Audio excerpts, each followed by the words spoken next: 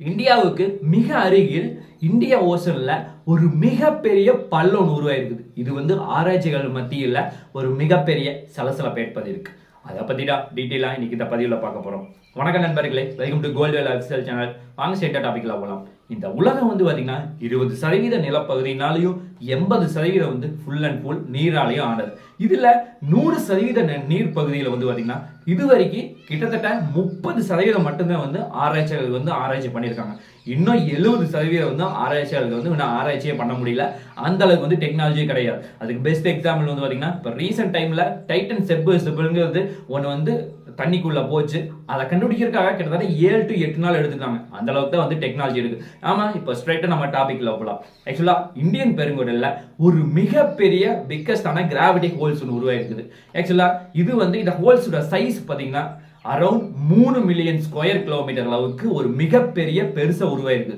ஆக்சுவலா இந்த ஹோல்ஸ்ல பாத்தீங்கன்னா என்ன தொலைவில் இருக்குன்னா, இந்தியாவுடைய எல்லை இருக்குல்ல, அதுல இருந்து சுமார் 1300 கிலோமீட்டர் தொலைவில் உருவாயிருக்குது. அது மட்டும் இல்லாம அந்த கிராவிட்டியுடைய சென்டர் பாயிண்ட் இருக்குல்ல, அங்கிருந்து இந்தியாவுடைய தென்பகுதி வரைக்கும் சுமார் 1300 கிலோமீட்டர் தொலைவில் உருவாயிருக்கு அப்படின்னு சொல்றாங்க. ஆக்சுவலா இன்னும் நமக்கு சுருக்கமா சொல்ல போனா, இந்த கிராவிடேஷனல் ஹோல்ஸ் எதனால உருவாயிருக்கு அப்படின்னு சொல்றாங்க அப்படின்னா, மேக்ஸிமம் இப்போ நார்மலா இப்போ இந்த பூமியில நம்ம இருக்கணும் வச்சுங்களேன், இங்க கிராவிடேஷனல் ஃபோர்ஸ் இப்போ நமக்கு நார்மலா இருக்கு. இதே மாதிரியே அந்த கிராவிடேஷனல் ஹோல்ஸ் உருவாயிருக்குல, அந்த இடத்துல அதோட இன்னும் கம்மியான கிராவிடேஷனல் ஹோல்ஸ் இருக்குது. அதனால தான் புவியீர்ப்பு விசை அந்த இடத்துல ரொம்ப ரொம்ப கம்மியா இருக்கு. அதனால தான் இது உருவாயிருக்கு அப்படின்னு சொல்லப்படுது. ஆக்சுவலா ஆராய்ச்சியாளர்கள் இப்போ வரைக்கும் ஒவ்வொரு ஆராய்ச்சியாளர்கள் ஒவ்வொரு விதமா சொல்லுவாங்க. ஏன்னா ஒவ்வொரு சயின்டிஸ்ட் ஒவ்வொரு மாதிரி சொன்னதான் அந்த விஷயமே ஃபுல்ஃபில் அடையும். அதே மாதிரி 4 கட்ட ஆய்வாளர்கள் அந்த விஷயத்தை பத்தி கிராவிடேஷனல் ஹோல்ஸை பத்தி சொல்லியிருக்காங்க. அதுல ஒரு கட்ட ஆராய்ச்சியாளர்கள் என்ன சொல்றாங்கன்னா, இப்போ இந்த இடத்துல இந்த இந்தியன் ஓஷன்ல இந்த இடத்துல ஒரு மிகப்பெரிய ஹோல்ஸ் உருவாயிருக்குது. அது அங்க இருக்கிற தண்ணி எல்லாத்தையுமே ஹோல்ஸ்குள்ள போய் ஒரு வருங்காலத்துல அந்த இடத்துல தண்ணியே இல்லாம ஃபுல் அண்ட் ஃபுல் வத்தி போயிரு அப்படி மாதிரி ஒரு ஆராய்ச்சியாளர் சொல்றாரு. ஆனா கண்டிப்பா அது உண்மையே கிடையாது. ஏன்னா இப்போ அந்த இடத்துல இப்ப கிராவிடேஷனல் ஹோல்ஸ் உருவாயிருக்குல்ல, அந்த இடத்துல கிராவிடேஷனல் ஃபோர்ஸ் ரொம்ப ரொம்ப கம்மியா இருக்கு அப்படின்னு சொல்லப்படுதுன்னா, அதாவது அந்த இடத்துல எல்லா பகுதியிலுமே கிராவிடேஷனல் ஃபோர்ஸ் ரொம்ப ரொம்ப கம்மியா இருக்காது. ஏன்னா அந்த சென்டர் பாயிண்ட் இருக்குல்ல, அந்த இடத்துல மட்டும்தான் புல் பண்ற மாதிரி திறன் இருக்கும். கிராவிடேஷனல் ஃபோர்ஸ் அந்த இடத்துல மட்டும்தான் கம்மியா இருக்கும். மற்ற பகுதியில் எல்லா பக்கமே கிராவிடேஷனல் ஃபோர்ஸ் ரொம்ப ரொம்ப அதிகமா இருக்கு அப்படின்னு சொல்லப்படுது. மற்ற பக்கம் எதுவுமே இழுக்கவே இழுக்காது, தண்ணி இழுக்காது அப்படின்னு சொல்லப்படுது. அதனால நம்ம அதை பத்தி பயப்படவே தேவையில்லை. ஆக்சுவலா இந்த ஆராய்ச்சி இப்பதான் போயிட்டு இருக்குதா இல்ல எப்போது போயிட்டு இருக்குது அப்படின்னு பாத்தீங்கன்னா, சுமார் 1948 இருந்தே இதை பத்தி ஆராய்ச்சிகள் போயிட்டு இருக்குது.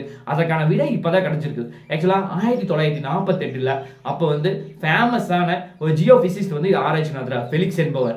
அவர் என்ன பண்றாருன்னா, போட்ல மூலமா ஏதாவது கிராவிட்டி பத்தி நம்ம ஆராய்ச்சி பண்ணலாம்னு சொல்லிட்டு, ஏதாவது கிராவிட்டி ஏதாவது சேஞ்ச் ஆகுதா இல்ல பூமியில இருக்கிற மாதிரி எல்லா பக்கம் ஒரே மாதிரி இருக்கான்னு சொல்லி செக் பண்ணிட்டு போயிட்டு இருக்காரு. அந்த டைம்ல பாத்தீங்கன்னா திடீர்னு செக் பண்ணி பார்க்கும்போது கிராவிடேஷனல் ஃபோர்ஸ் கிராவிட்டி கம்மியாகுது, அப்ப திடீர்னு அதிகமாகுது.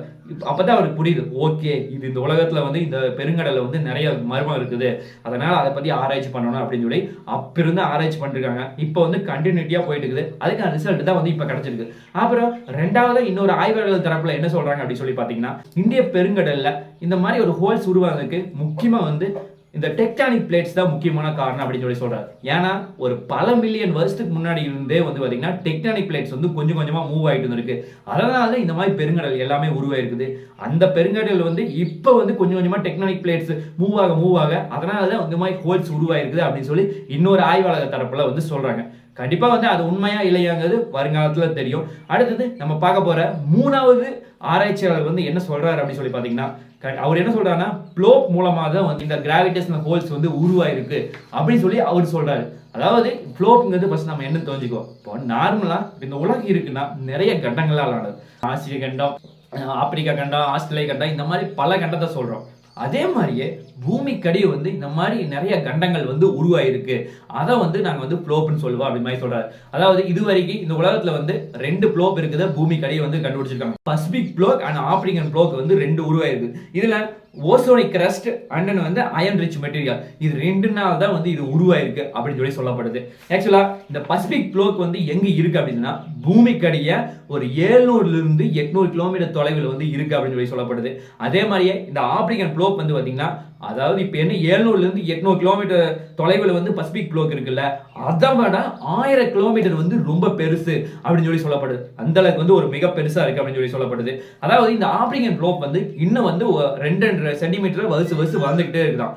இதை மாதிரி இன்னொரு 50 மில்லியன்ல இருந்து இன்னொரு 100 மில்லியன் வருஷம் ஆச்சுன்னா கண்டிப்பா வந்து அது பூமியுடைய உயரத்த அளவுக்கு வந்து வளர்ந்து பூமி அளவுக்கு ஈக்குவலா வரும் அப்படின்னு சொல்லி சொல்லப்படுது. அதாவது வருங்காலத்தில் நம்ம இருக்க மாட்டோமா தெரியல.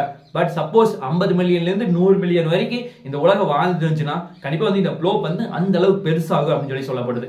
அது மட்டும் இல்லாம 4வது இன்னொரு ரீசன் என்ன சொல்றாங்கன்னா, இப்போ எரிமலை இருக்குல்ல, இந்த எரிமலை வந்து வெடிக்குது இல்ல, அந்த மாதிரி வெடிக்கிற குழம்புனால கூட வந்து இந்த மாதிரி வந்து ஓஷன்ல வந்து ஒரு மிகப்பெரிய ஹோல்ஸ் உருவாயிருக்கலாம் அந்த மாதிரி வந்து சொல்லப்படுது. இதனால இவங்க 4 பேர் வந்து சொன்னது மேபி கரெக்டாகவும் இருக்கலாம், தப்பாகவும் இருக்கலாம், இல்ல யாராச்சும் சொன்னது கூட கண்டிப்பா கரெக்டா இருக்கலாம். அது வந்து நம்மளால கெஸ் பண்ணவே முடியாது. வருங்காலத்தில் நடக்கிற ரிசர்ச் தான் வந்து இந்த இதுக்கான வந்து விடை கண்டிப்பா சொல்லணும்னு கூட சொல்லலாம்.